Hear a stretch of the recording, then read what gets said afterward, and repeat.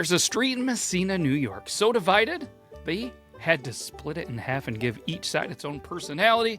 One side sips tea, the other chugs beer. One side says, please, the other, they just growl.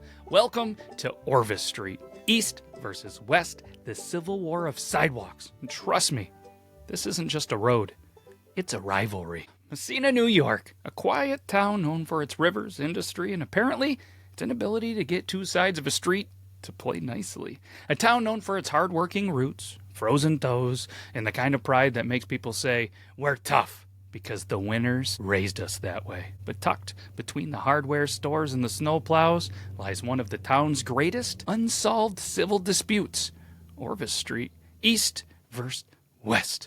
One street, two sides? But why? Well, to answer that, we have to go all the way back to 1887 when a man named Burtwell T. Orvis, him and his sweet mustache that could bench press a canoe, moved to Massena with a dream. He wanted to build the longest, straightest, most glorious street in the North Country. You know what? And it wanted to be the best one that anyone had ever seen. And he wanted it to obviously bear his name. And it did. Orvis Street was a beautiful cobblestone road lined with elm trees, gas lanterns, and exactly 3 general stores selling identical beaver pelts. But Burtwell made one crucial mistake. He built it right down the middle of a town divided by 2 very different philosophies. East Orvis was home to kind of the refined folks, the type top hats, monocles, and tea served precisely at 4 p.m., even if they were still shoveling snow off their porches. West Orvis, meanwhile, was all about that rough and tumble life. Lumberjacks, whiskey drinkers, and a man named Carl who once fought a bear and lost. But the bear walked away with a limp too. Problem?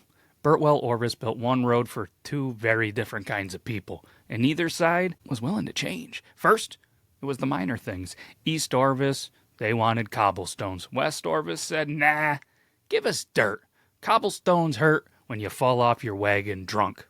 Then it was the lanterns. East wanted gaslit elegance. West, well, they wanted bonfires and barrels. They were cheaper, warmer, and you could cook a squirrel over them if you were in a pinch. Eventually, the conflict came to a head during the Great Parade disaster of 1892, when the East Orvis Gentleman's Goose Trot Parade collided with the West Orvis Whiskey Barrel Derby right at the intersection.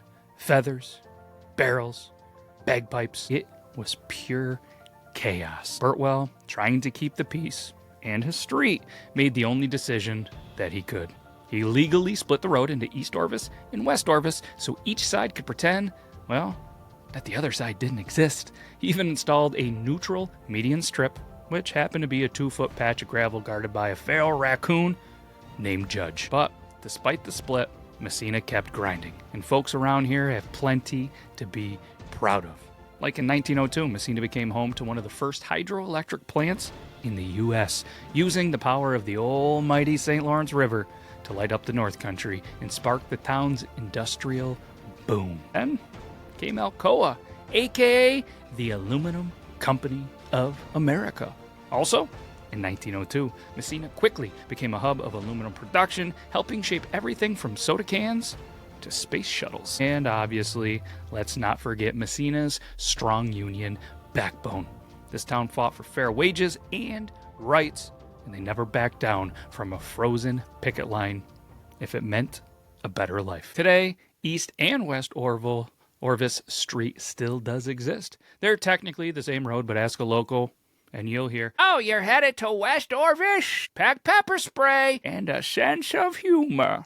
East Orvis, better wear your nicest flannel from Vermont Flannel. They're fancy over there. But both sides have their charm and plenty of places to eat, shop, or accidentally drop 60 at a Dollar General when you really only needed paper towels. But whether it's West Orvis, East Orvis Street, they have the staples. You got your Kinney Drugs, your McDonald's, and the legendary Stewart's shops, where small-town magic lives in every milkshake and questionable hot dog roller.